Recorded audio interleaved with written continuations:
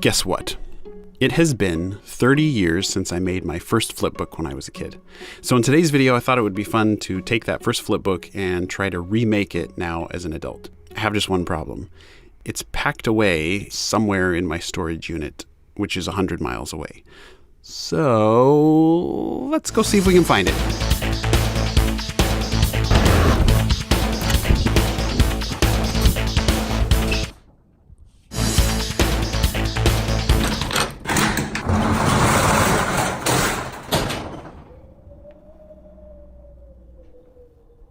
I have no idea which box I put it in. I'm hoping it's not all the way over there. Let's pull stuff out.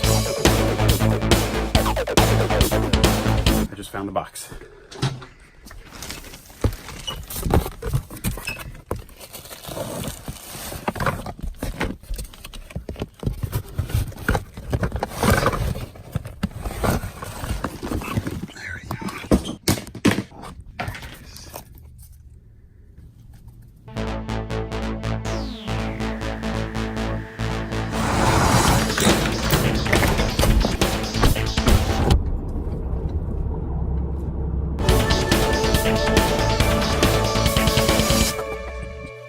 Ta-da!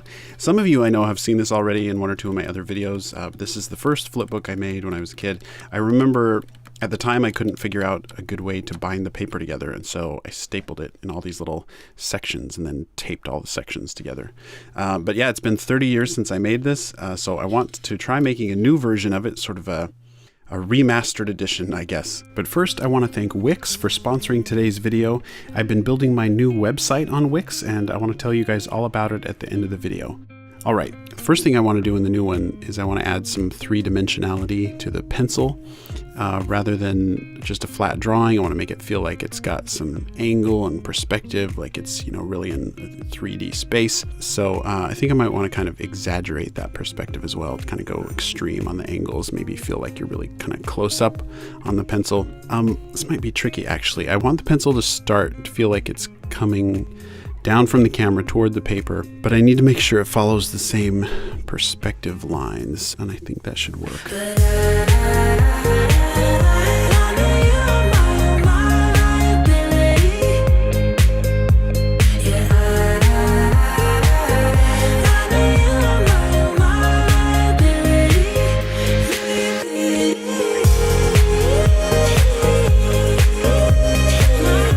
Okay.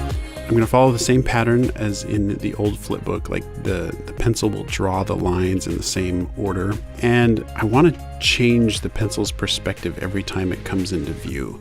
I think that'll help it feel more natural rather than having the exact same perspective every time. So you might notice that I'm working backwards some of the time. Like here, I'm first drawing the pencil's position that I want it to have when it lands on the paper.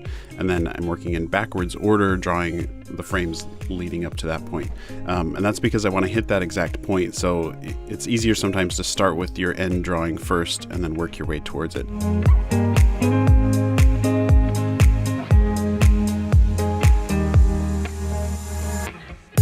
You'll notice my increments as the pencil draws the lines. The increments, they get a little bigger on each page, and that's because I want it to feel like the pencil is speeding up as it moves. In animation, when you're accelerating into a movement or decelerating out of a movement, they call that slow in and slow out, or ease in and ease out.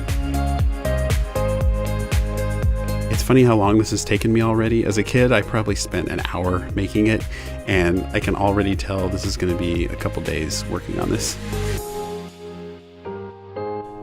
All right, so one thing I'm thinking about, rather than the pencil comes into view, and then rather than having it just move perfectly straight out of view, I'm trying to add just a little bit of rotation or curve to the movement, like to the angle of the pencil as it moves out of view.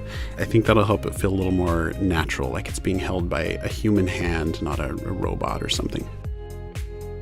I'm pretty excited to color this one, actually. After I went to the storage unit, I ran to the art store and picked up some more Copic marker colors to try to match that like purpley, bluey, pinkish, reddish color of the little monster. I'm just calling it a monster. I don't know if, yeah, I guess he's like a, I don't know what it is. So he's a monster.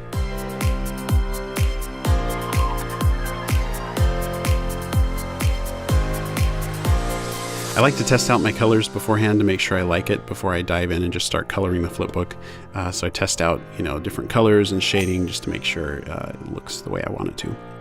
Okay, so with the pencil, I'm doing one entire fill of yellow, and then I go back and I add a little bit of darker color in the middle and then a little darker toward the bottom. Same with shading the tip of the pencil, just light, medium, dark. And that way it feels like the light is mostly coming from that one side, and so now it's got a nice three-dimensional feel to it.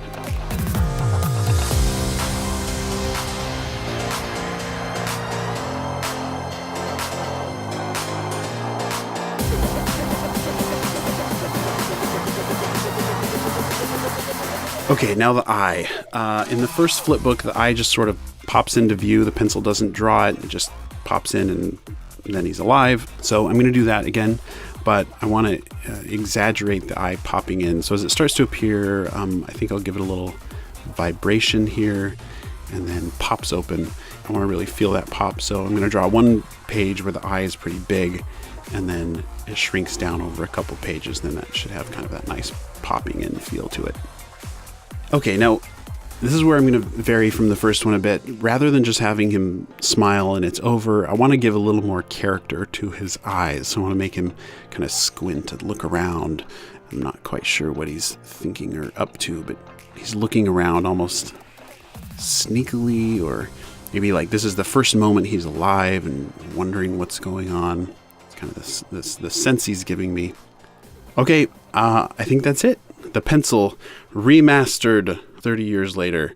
Let's see how it turned out.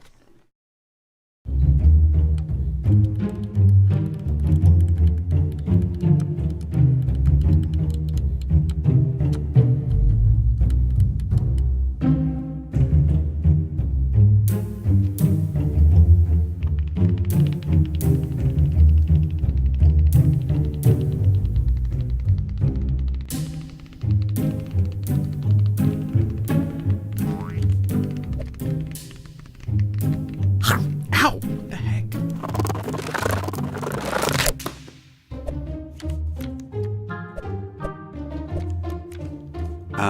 Well, that's never happened before.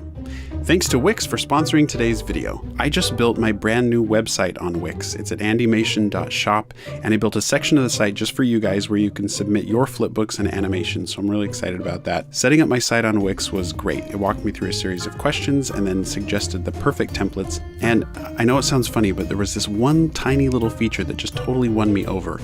When I uploaded my logo, Wix automatically asked if I wanted to pull the colors from the logo and assign those colors to the website template. I can't even tell you how cool that is. I hate having to enter all those little details like color codes manually, but you can if you want to. So whether you're a novice, a business owner, or a professional designer, Wix has a solution for every need. You can build your portfolio, build your business, and set up your store. So go get your own website at wix.com/go/andymation or click the link in the description below and get started today.